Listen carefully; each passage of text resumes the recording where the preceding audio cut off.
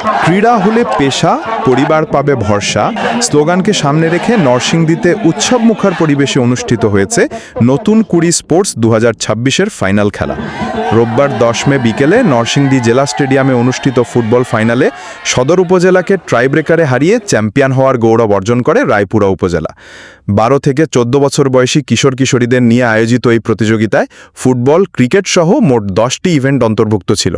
গত 2 মে প্রধানমন্ত্রী তারেক রহমান দেশব্যাপী এই কর্মসূচির উদ্বোধন করেছিলেন। অনুষ্ঠানে জেলা প্রশাসক ইসরাত জাহান কেয়ারের সভাপতিত্বে এখানে যারা আমাদের সাংবাদিক বৃন্দ আছেন আপনাদেরকেও ধন্যবাদ জানাচ্ছি প্রচারণা খুব সুন্দরভাবে করার জন্য এবং এখানে সবাইকে ধন্যবাদ। প্রধান অতিথি হিসাবে উপস্থিত ছিলেন বিএনপির যুগ্ম মহাসচিব ও সংসদ সদস্য খায়রুল কবির খোকন।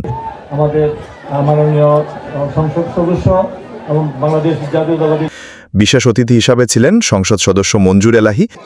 কোনোদিন পূর্ণাঙ্গ খেলা কিন্তু আমি আর দেখি নাই। আমি শুধু খেলা উদ্বোধন করতাম অথবা পুরস্কার বিতরণ করতাম, কিন্তু 20 বছর পরে আজকে যখন খেলা দেখলাম আমার মনে হয় ঢাকা স্টেডিয়ামের খেলাটাই আমি নরসিংদী স্টেডিয়াম দেখি। এবং অ্যাডভোকেট শিরিন সুলতানা।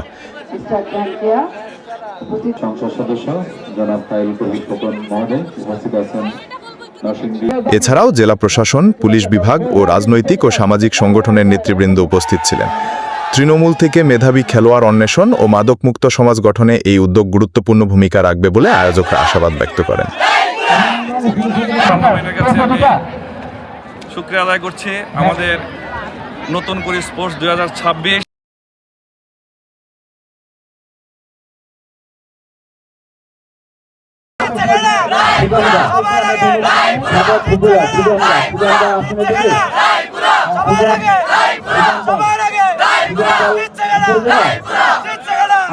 নরসিংদী সদর এবং রায়পুরা, আমাদের রায়পুরা জয়ী হয়েছে, চ্যাম্পিয়ন হয়েছেন।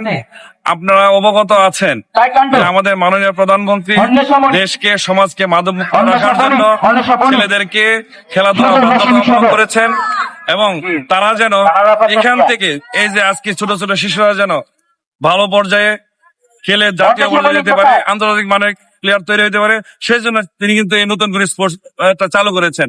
আমরা আমাদের মাননীয় এমপি রায়পুরা জাতীয় সংসদ সদস্য ইঞ্জিনিয়ার আফসারউদ্দিন বকুল ভাই, উনিও ক্রীড়াপ্রেমী মানুষ, উনি সবসময় খেলাধুলা পছন্দ করেন, নিজেও করতে পছন্দ করেন, ওনার ছেলেকেও করায় এবং সবাইকে উদ্বুদ্ধ করে খেলাধুলা করার জন্য।